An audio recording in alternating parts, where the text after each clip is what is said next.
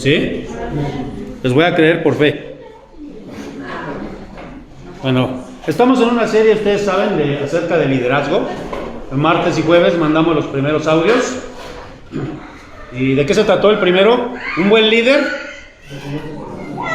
Muy bien, ¿un buen líder qué? Reconoce sus errores. ¿Y el segundo que vimos el jueves? ¿Un buen líder? Nunca, no le falta respeto a sus autoridades, respeto a sus autoridades. Y hoy vamos a ver el tercero. ¿Y cómo se titula el tercero? Un buen líder nunca deja de aprender. Ahora yo les hago una pregunta. ¿Todos los que estamos aquí somos líderes? De alguna manera sí.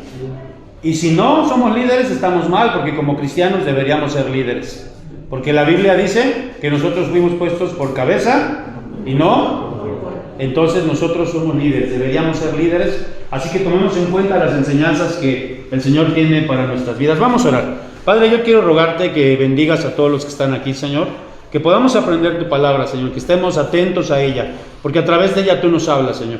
Y nos das dirección y nos das pues todo lo que necesitamos para nuestras vidas. Que así sea, Padre, que nosotros no tengamos en poco tu palabra, sino al contrario, la tengamos como un ejemplo de vida y la tengamos, Señor, siempre como nuestra norma de fe y de conducta. Te rogamos que así sea en el nombre de Jesucristo. Amén y amén. Bueno, vamos, ¿quién sabe qué pasó aquí que no funciona? Yo creo que ya se le acabaron las pilas, pero bueno, vamos a... Ya se le acabaron las pilas, Elías, ¿no me ayudas, por favor? Es que ya se le acabó la pila a esto. Porfa, ¿no? Ahí tengo. Por favor. Hay líderes que... ¿Cómo ven que está aquí? Un líder que está estancado, que no va a ningún lado. Y yo te pregunto, ¿tú estás estancado en algún área de tu vida? A lo mejor a veces hay matrimonios que ya, pues todo es una rutina, que ya todo es lo mismo. O a lo mejor tú estás en una carrera, pero voy a la escuela y me paro y no tengo ganas de hacerlo, voy a mi trabajo. Quizás estás estancado en tu liderazgo, en lo que tienes que hacer. Y hay líderes que así están. Yo conozco pastores que no se han renovado, que no han crecido, que están estancados. Y miren, conozco un pastor que todavía cuando hace sus informes en la junta del presbiterio, en la junta de pastores, todavía los hace a máquina de escribir, esas máquinas antiguas. Pero es un hermano que se estancó, que no creció. Pero un líder siempre debe, ¿qué, hermanos? ¿Estar qué? Creciendo, aprendiendo, creciendo y aprendiendo. Un líder cuando dice, yo ya lo sé todo, a mí no me puedes enseñar nada. Y así hay gente que no es enseñable. Tú le quieres enseñar, le quieres decir cómo hacer las cosas, y te quedan viendo así. O te dicen, no, a mí no me enseñes, yo ya sé. O simplemente con su cara, con su actitud. Pero entonces un líder debe siempre estar creciendo, no se debe quedar estancado. En todas las áreas. ¿Ya funciona? Muchas gracias, qué amable. Hay un líder que yo admiro mucho. Bueno, hay muchísimos, a mí me gusta leer muchas biografías. Y hay un líder que yo admiro mucho, que es este hombre. ¿Alguien sabe quién es? ¿Sí alguien sabe o no sabe? Winston Churchill. ¿Y quién fue Winston Churchill? Primer ministro de Inglaterra en la época de la Segunda Guerra Mundial. Le tocó a él. Es un líder tremendo, íntegro, un hombre que amaba a Dios. Y él, cuando los ingleses estaban muy temerosos porque los alemanes iban a bombardear, él dio un discurso tremendo. Era un hombre que hablaba muy bien, que sabía expresarse muy bien. Pero a mí si algo me impacta de los buenos líderes, como él, es que siempre están creciendo. Él tomó clases de oratoria, pero no solamente de oratoria. Él fue con una maestra que era una logopeda. Ese no es un término muy conocido para nosotros, pero son gente que se especializa en el hablar, en cómo hablan las personas. Pues sí, un líder que sabía predicar, un líder que sabía dar buenos discursos. ¿Por qué tomó estas clases? Porque como líderes debemos siempre estar ¿qué? Aprendiendo, capacitándonos. Nunca debemos decir, yo ya lo sé todo, porque cuando tú dices eso, olvídate, hasta ahí llegaste. Ahora vamos a ver nosotros, porque ¿cómo se llama, queridos hermanos? Otra vez ya no funciona, ¿le puedes dar uno por favor ahí, hermano Elías? ¿Cómo se llama la serie que estamos viendo? Lecciones de liderazgo que nos dejó ¿quién? El rey David. Y entonces vamos a ver a David cómo él no se mantuvo estancado, cómo no se mantuvo así nada más, sino que creció, aprendió en todas las áreas. Y vamos a ver entonces ahí, ¿qué dice ahí el título? Allá arriba. David, cuando mató a Goliat, era un guerrero básico. ¿Qué decimos cuando algo es básico? Por ejemplo, cuando tú te compras los que han comprado un carro de agencia, sabemos que hay varias versiones. Está el de lujo, a veces hay un intermedio, y está el básico. ¿Cuál es el básico? El que tiene lo mínimo necesario, lo indispensable. Entonces, en ese sentido, David era un guerrero básico. Y fíjense, yo creo que ni siquiera era un guerrero. Era muy valiente, tenía mucho coraje, y era muy valiente, pero no era un guerrero como tal. Miren lo que dice la palabra de Dios, primero de Samuel 17, 50. Vamos a leer cómo dice. Así venció David al filisteo. Fíjense, ¿con qué lo venció? Y usted sabe lo que era una onda, ¿no? Era una especie de cuerda con unas piedras. Y cómo funcionaba la onda, ¿no? Y entonces ahí donde...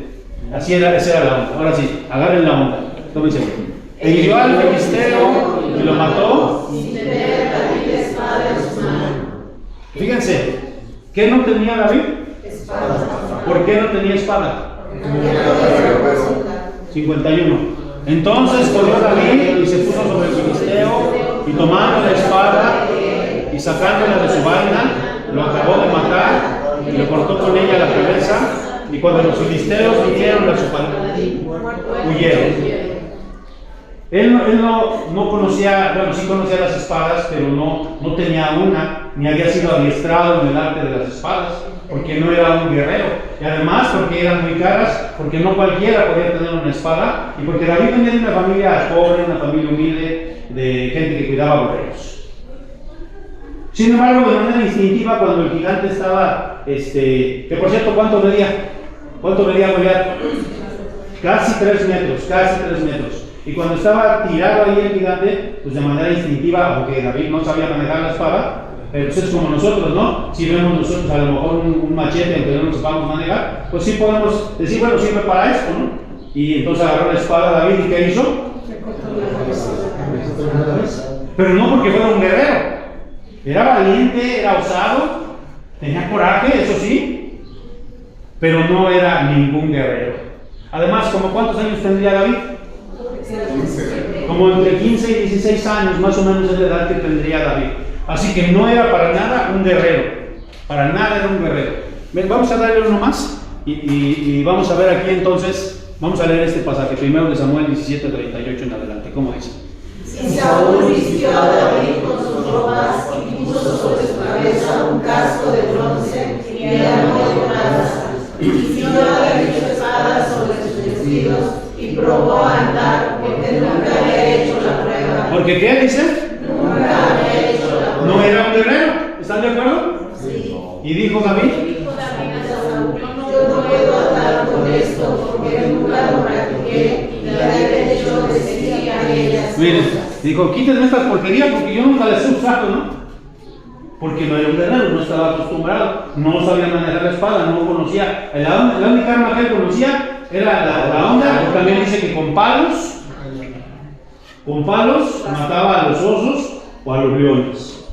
Así dice la palabra de Dios. Entonces, él no conocía, no era un guerrero, pero David no se quedó estancado ahí. Vamos a ver, vamos a darle uno más y vamos a ver que él sí creció como guerrero. Vamos a ver lo que dice 1 Samuel 21:8. Bueno, pero antes de que lo lean, para ponernos en contexto y que entiendan este pasaje, es cuando ya David va huyendo de Saúl. Porque lo va persiguiendo Saúl, ya por envidia Saúl lo empieza a perseguir, y entonces David huye, y entonces ese es el contexto. Vamos a leerlo ahora sí. Y David dijo a Abimelech: no tienes aquí a la mano lanza o espada, porque no tomé en mi mano mi espada ni mis armas, por cuanto la orden de Dios era. Ahí ya manejaba espadas. Ahí dice, ¿verdad? Porque no me traje mi espada, salí a la carrera y no me traje mi espada. Como luego a veces pasa que nos salimos y no traemos el lisario, no traemos la Biblia. Y el 9, ¿cómo dice? Y el sacerdote respondió: la espada de Goliat, el filisteo, al que tú venciste en el valle de Ela, está aquí envuelta en un velo detrás del ojo. Si quieres tomarla, tómala, porque aquí no hay otra sino esa. Y dijo David: ninguna como ella. Fíjense, aquí ya David manejaba espada. ¿Y qué hicieron con la espada de Goliat? La guardaron ahí los sacerdotes. Ahí la tenían en donde estaba el santuario, tenían la espada. Donde estaba el efod, ahí estaba la espada. Y le dicen, pues es la única, porque pues ellos los sacerdotes no manejaban armas. Es la única que hay. ¿Y qué dijo David? Ninguna mejor que ella, dámela. Entonces ahora sí ya la podía manejar. Y no era cualquier espada, era una espada más grande que cualquiera de las espadas que manejaban ellos. Porque ¿de quién era esa espada? Sin embargo, ya había crecido como guerrero. No se quedó estancado, ¿sí me estoy explicando? Sí. Vamos a darle uno más. Fíjense, ahí vamos a ver una cuestión aquí. ¿Qué pasó con David para que él pudiera manejar la espada? Para que pudiera ser un guerrero. ¿A poco porque ya nada más porque mató al gigante ya era un guerrero? Si pueden apagar su celular, les voy a agradecer mucho, hermanos. Pónganle en modo avión para que no nos interrumpan a todos, ¿vale? Gracias, hermanos.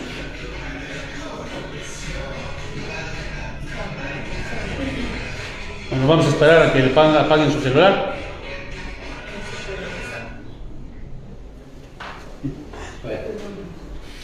Bueno, vamos a leer aquí como dice 1 Samuel 18:30, ¿cómo dice? Y salieron acompañando los pesos de filisteos, y cada vez que salían, David tenía más éxito que todos los siervos de Saúl, por lo cual se hizo de muchas estima. Ahora, incluso él salía y tenía más éxito que los demás soldados, incluso se hizo de mucha fama, se hizo de renombre. Entre todos que esos que eran guerreros, David se hizo de fama entre ellos. ¿Por qué? Porque no se quedó conforme, ya maté al gigante y ya yo mato a sus compadres y con otras. Aprendió, se hizo guerrero, aprendió a usar la espada, aprendió a usar las armas, aprendió a usar la armadura. Por eso se hizo, aquí dice, de estima su nombre, de mucha estima su nombre. No solo de estima, sino de mucha estima. Los que demás que lo tenían los demás soldados, mis respetos para David, es un buen soldado, es un buen guerrero. La valentía y el coraje ya la tenía. Y muchos de nosotros tenemos dones, tenemos habilidades de nacimiento, pero no nos tenemos que quedar con esos dones y habilidades de nacimiento. ¿Qué tenemos que hacer con esos dones y habilidades? Crecerlos, aprender, seguir adelante. Miren, yo conozco ahí en el seminario cuando yo estudié, un chico, ya les he comentado, él tenía la habilidad para la música tremendo.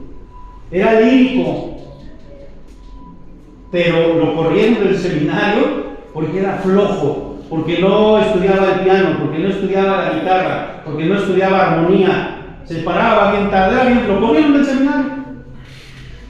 A pesar de que él tenía un talento tremendo. Entonces él se confió, se estancó en su talento. Bueno, ahora ya no, después regresó al seminario y ya es un gran director de coros y todo eso. Gracias a Dios, ¿verdad? Que bueno que Dios lo usó, es que estaba muy chico.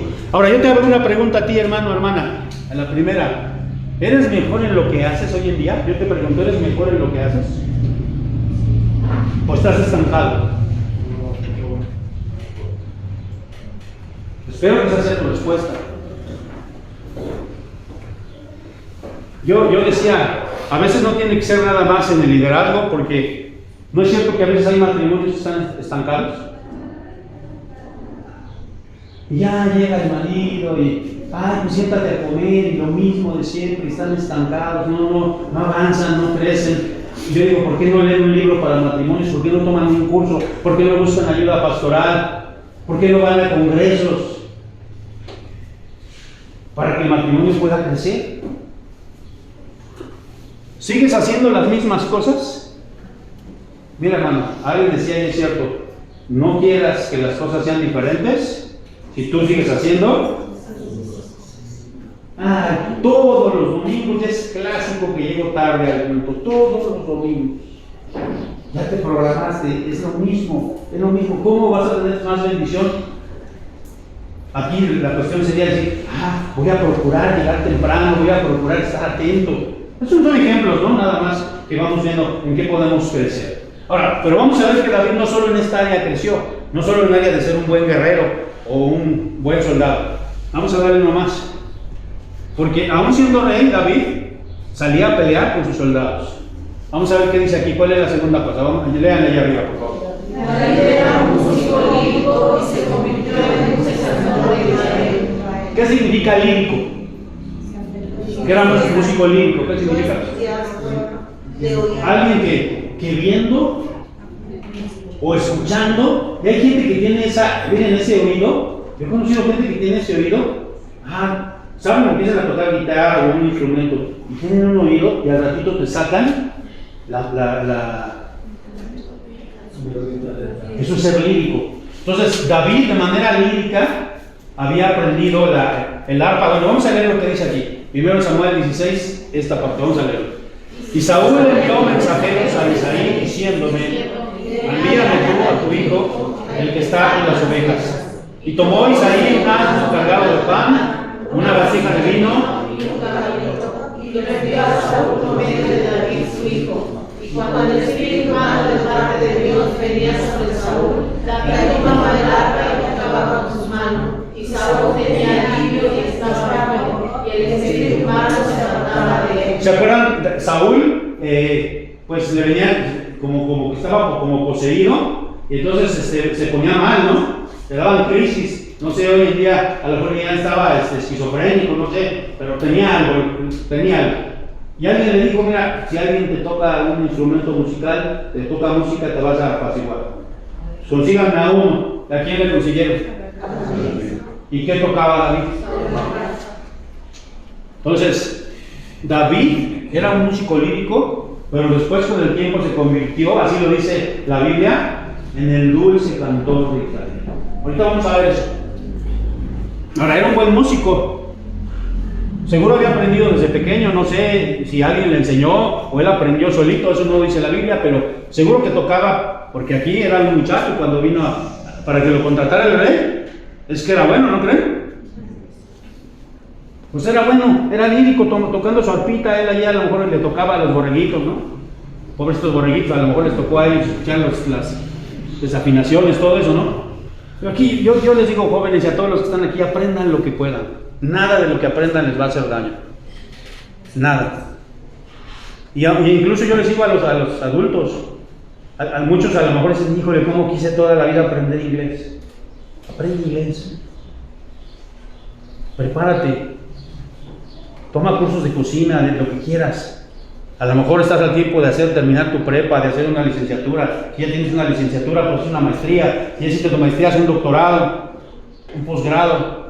Es bueno, pero que nunca se te olvide el objetivo, que es servir a Dios. Que no se te suba a la cabeza esa parte, ¿no? Bueno, vamos a darle una más aquí. No se quedó ahí, no se quedó como un músico lírico, no se quedó nada más como el músico nada más, sino se convirtió, como les dije, ¿en quién?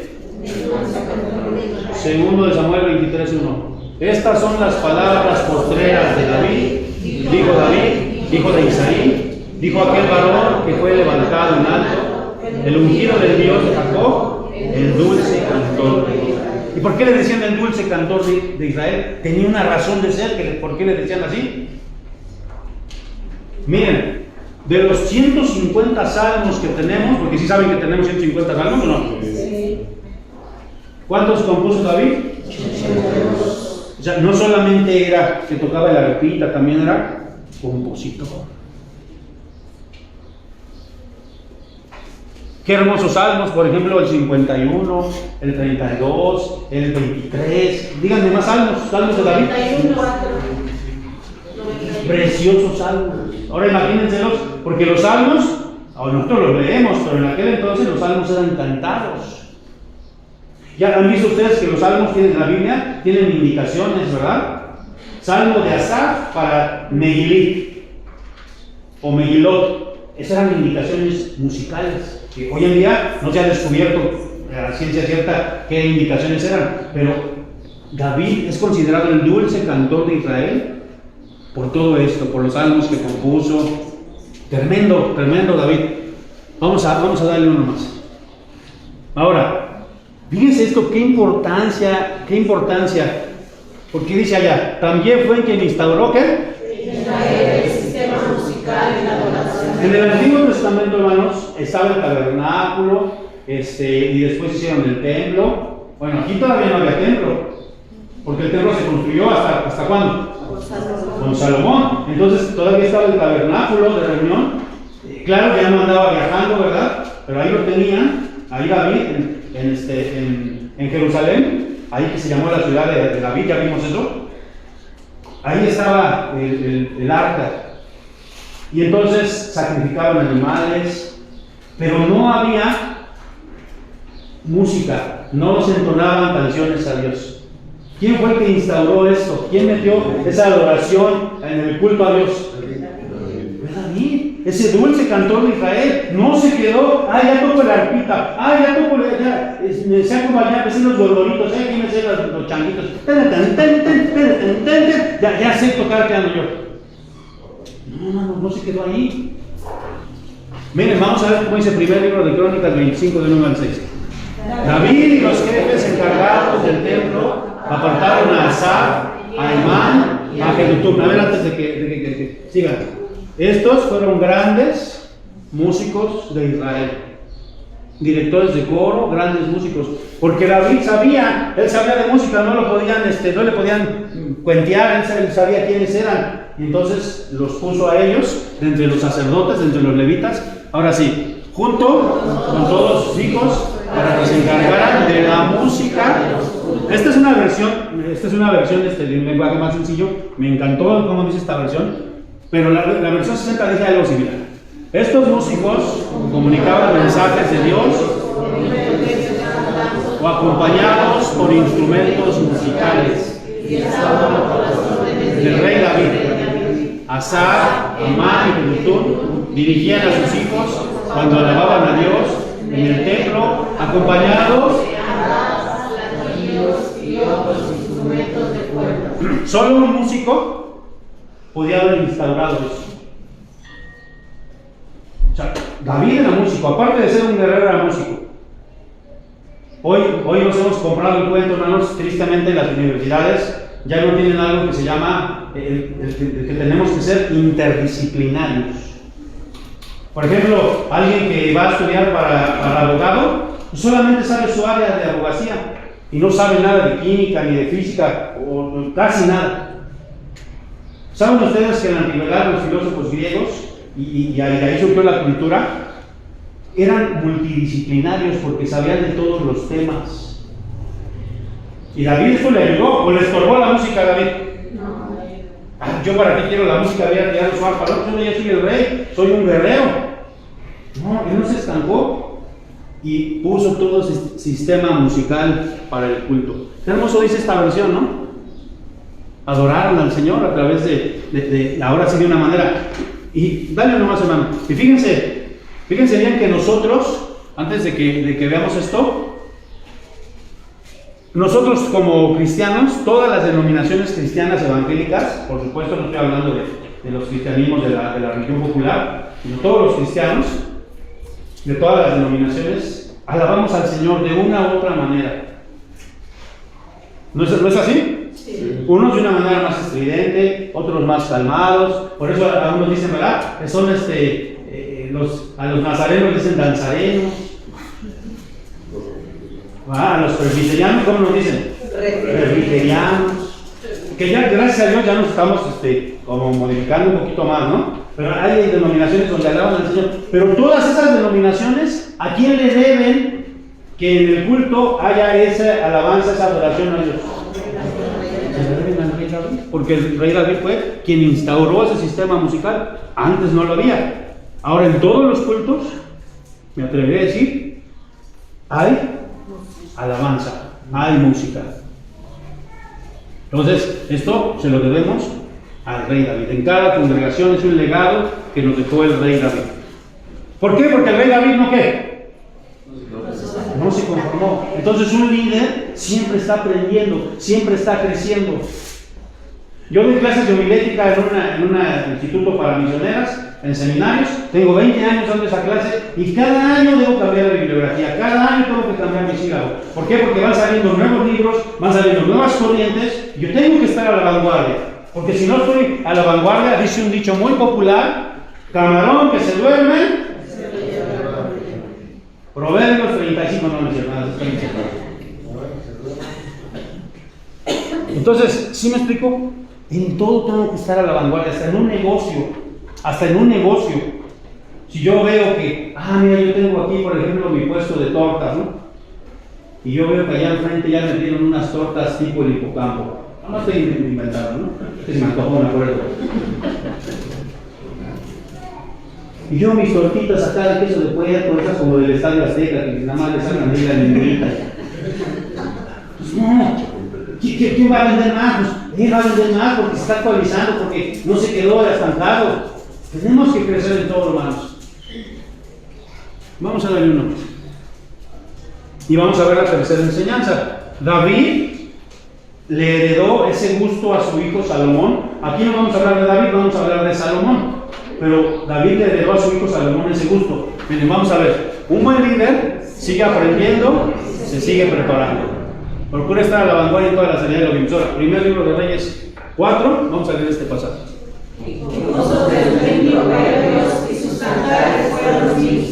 Fíjense, también salió compositor igual que su papá, porque escribió proverbios, ¿sí? Y ustedes conocen el libro de los proverbios. Muchos de los proverbios que tenemos ahí, los 31 capítulos que tenemos de proverbios, algunos los escribió, ¿quién? Pero también compuso cantares. Solamente en la Biblia tenemos uno, el libro del Cantar de los Cantares. Pero dice que compuso ¿cuántos? 1005. ¿Quién sabe dónde quedaron los otros? Pero él compuso 1005 cantares. Ahora, vamos a seguir. 33.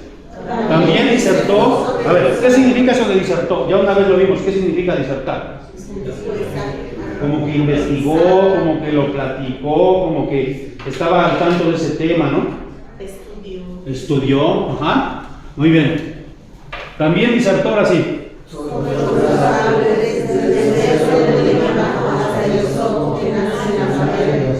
Asimismo disertó sobre los animales, sobre las aves, sobre los reptiles y sobre los peces. Yo he conocido a muchos pastores que dicen, no, aquí nada más vamos a estudiar lo que es la Biblia, lo que no más eso. No, aquí está diciendo el mismo rey Salomón, aunque él era rey, y si hacía proverbios, y si era un hombre muy espiritual, amaba a Dios, aunque después cayó, ¿verdad? Pero un hombre muy sabio, de la sabiduría de Dios. Pero también esa sabiduría incluía otras áreas: botánica, biología. Y nosotros, hermanos, debemos saber de todos los temas. A lo mejor no vamos a ser especialistas en todos, pero hay que conocer de todos los temas.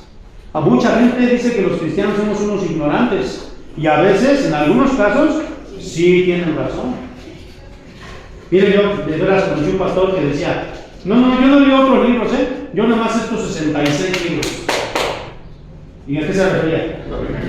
Está bien, es nuestro libro de norma de fe y conducta, y lo debemos leer, siempre debemos estar a la vanguardia, y cada vez debemos aprender más, y cada año debemos leer la Biblia y estudiarla, y ser expertos en la Biblia, en un sentido, lo digo en un sentido positivo, no que seamos nada más como logros que no lo aprendemos, sino viviéndolo, pero también en otras áreas. También en otras áreas. Por ejemplo, ¿qué le pasa a un dentista, a un médico? Quiero usar esos dos ejemplos. Si no se ponen a la vanguardia.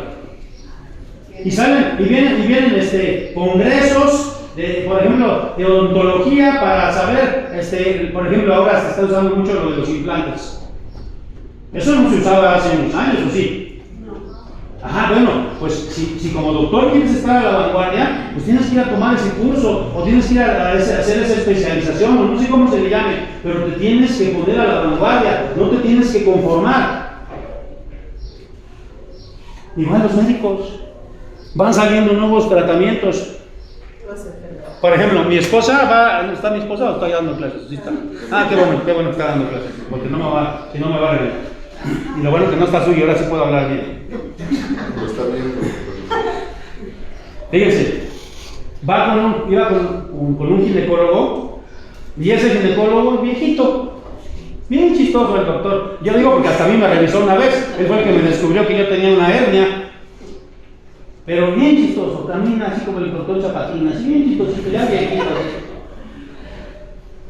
Y ya el doctor, de plano, ya no se actualizó, y su hija es la que estudió ahora, y su hija tomó todos los pacientes que tenía su papá, y no, esa mujer, mis respetos, está bien especializada. ¿Sí me estoy explicando? Entonces, no nos debemos conformar como líderes. Yo ya sé, a mí no me puede enseñar a nadie nada. No, yo ya me lo sé, pastor. No, quien dice que ya sabe todo, ya está muerto. En un sentido, no está muerto, está vivo todavía, ¿verdad? Pero nosotros como líderes debemos seguir aprendiendo. Vamos a darle uno más. Y creciendo. Uno más, por favor. ¿Qué dice ahí? ¿Quieres ser un buen líder? Lee, estudia, aprende, procura estar a la vanguardia en todo. Los grandes líderes, fíjense bien, ¿saben quién es este hombre que está acá? Bill Gates. Díganme si yo, pero ahora ¿cómo se llaman estos? Mark Zuckerberg, de Tesla, ¿cómo se llama? Elon Musk, todos estos hombres. No llegaron ahí porque se sacaron la lotería. ¿Por qué llegaron ahí? Yo estaba viendo, no sé qué no sé si todos, pero es un promedio. Los grandes líderes en la actualidad leen entre 50 y 60 libros al año. ¿Por qué? Porque cuando tú lees, eres una persona, de los libros salen ideas. De los libros conoces, viajas, te vuelves una persona, incluso hasta puedes ser autodidacta. Por ejemplo, yo considero que yo sé, pues, más de lo promedio de las personas. No soy un experto, no soy doctor, no soy médico, pero creo que sé un poquito más que el promedio de cosas de medicina. A mí si me hablan de medicina, yo entiendo varios términos. ¿Por qué? Porque me ha gustado estudiar, he leído libros incluso de la historia de la medicina. Son temas que me apasionan, a mí me gusta leer de todo. Para que la gente no diga, ay, mira, los pastores son ignorantes. ¿Saben, por ejemplo, cuántos años estudian los sacerdotes católicos? Mínimo 10 años. Y saben varios idiomas, saben hebreo, griego, latín, algunos inglés, francés, otros idiomas. ¿Por qué los pastores no? A veces, tristemente lo digo, se levanta como pastor un hermano que ha leído 3, 4 libritos más que la demás congregación. No, hermano, nosotros tenemos que estar a la vanguardia en todo. Tenemos que crecer y seguir adelante. No podemos conformarnos, porque si no, nos vamos a estancar. Y no vamos a ser buenos líderes. Por ejemplo, voy a poner un ejemplo más, en la consejería pastoral. Venía, por ejemplo, con los pastores de la vieja guardia, venía un hermano y le contaba sus problemas.